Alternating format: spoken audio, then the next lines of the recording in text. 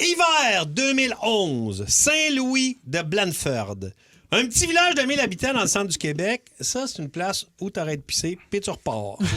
Une place où tu peux pas te douter qu'au milieu des champs, dans un entrepôt qui a vraiment l'air de rien, il y a à peu près pour 20 millions de stocks. Wow. Pas des diamants, pas des lingots, pas des Picasso. Non, du sirop. Il y a 3000 tonnes de sirop d'érable, il y a 10 000 barils. Et je sais pas si t'es capable de faire le calcul dans ta tête, Tommy, mais ça en fait en caisse du grand-père dans le sirop. Petite tête de sœur. Ah oui! Un des 3 entrepôts qui sert à stocker le sirop pour réussir à approvisionner le monde, à fournir les printemps où ça coule pas, comme là, ça coule pas bien. En fait, c'est la plus grande réserve de sirop d'érable au monde et le Québec produit 70 du sirop d'érable mondial. C'est un trésor national! Ben oui, Mais, hein? c'est à nous autres, ça. Puis en 2011, les portes sont à peine barrées. oui, Ça attire les gredins, les malfrats, les malfaiteurs, les chapardeurs. Ça, c'est des voleurs, ça, Tommy. En plus, si c'est des gars du milieu, des gars qui savent qu'est-ce qu'il y a là-dedans, mais ça regarde mal. Comme cette fripouille, Non. prénommée Édouard, que l'on retrouve dans un bar fréquenté par des acériculteurs louches. Putain de bordel de merde, les mecs! J'ai une idée! Et si on volait le Fort Knox du sirop d'érable? J'en ai ras les castagnettes de faire des petits cœurs en sucre. Le plan est simple. On vole le sirop, on fait faire faillite au resto déjeuner, on est finalement débarrassé des noms de restaurants avec des jeux de mots poches. Alors, va chier, Madame Cora!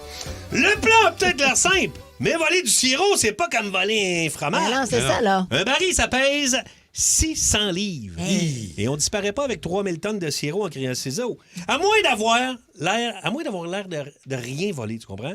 Et c'est là tout le génie de la patente. Fait qu'une nuit, les gars mettent leur plan à exécution. Les camions arrivent tranquillos à l'entrepôt. Il y a personne.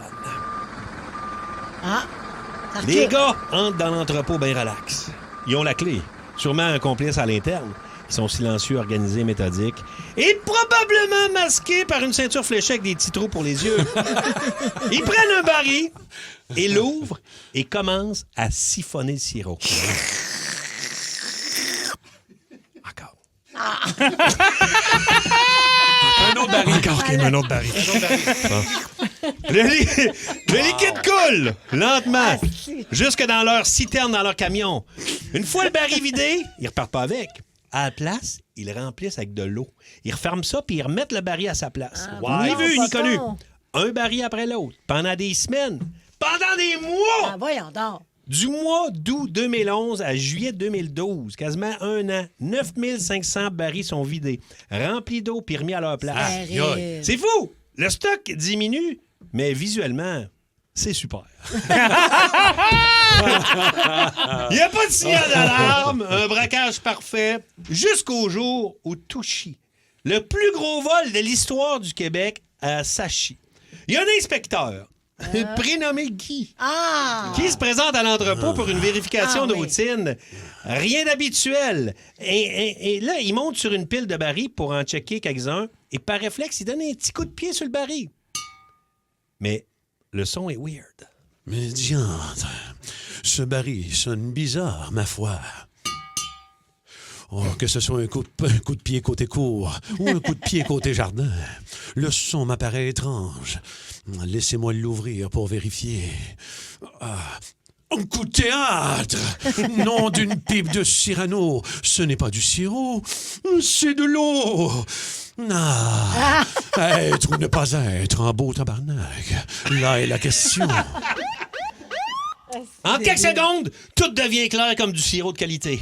L'entrepôt a été vidé sans que personne s'en rende compte. Des producteurs sont impliqués. La gang à Édouard. Ben oui. Bref, du monde qui baignait dans le monde du sirop. Et ce qui a mis la puce à l'oreille aux policiers, Ouais. c'est qu'en prenant les empreintes digitales, il y avait des doigts collants. Certains sont très âgés. Oui, Tommy, des grands-pères dans le sirop. Le sirop volé a été en partie revendu, mais à l'international. Même à l'international, il y a un procès de plusieurs années, des arrestations, des condamnations, des millions de dollars c'est big. jamais récupérés. C'est Complètement immense. ouais. C'est le plus gros vol de l'histoire du Québec et c'est du sirop d'érable. Encore aujourd'hui, cette affaire-là demeure l'un des plus grands vols de l'histoire. Et la semaine prochaine, je vous parle d'un réseau de vente pyramidale d'oreilles de Chris. Ah! Bravo! Bravo, Rémi. Bravo ouais. à toute l'équipe, bravo fun. aux interprètes, bravo aux bruiteurs, bravo à Tommy Hey. pour avoir une belle écoute. Il y a, une série sur Amazon qui parle de ça. Ben oui, Ça pour s'appelle The Sticky. Exact. Dans la série, il y a Guillaume Cyr qui Ouais. joue là-dedans un rôle très important, mais un autre rôle est joué par un, pour de vrai, Guy Nadon. Il joue Y a-tu Guy Nadon? Guy Nadon joue là-dedans. C'est l'enquêteur. Tout est dans tout! J'ai jamais reçu le chèque de l'Union. Hey, c'était le fun. Ah, très cool, merci. Il y en a beaucoup qui se souvenaient de ce vol de sirop oui. d'érable à Saint-Louis de Blandford. Hey, mais c'est de loin, là. Tu sais, il y a des. Je checkais les vols, mettons, de banque des années 70, tu sais, c'est les plus gros vols qu'on avait Oui, eus. oui. C'est du 2 millions, 3 millions. Mais là, c'était du stock, là. C'était l'équivalent de 20 millions. Ils de peuvent sirop. bien couper le sirop avec du sel, du sucre, Exact. de canne à sucre pour essayer d'en faire plus. C'est ça. C'est OK. l'or brun. L'or brun, exact. L'or brun sucré. Parfait. Merci, Rémi. Très bon. Boost. Pour rire avec nous en direct, branchez-vous à Énergie tous les matins dès 5h25.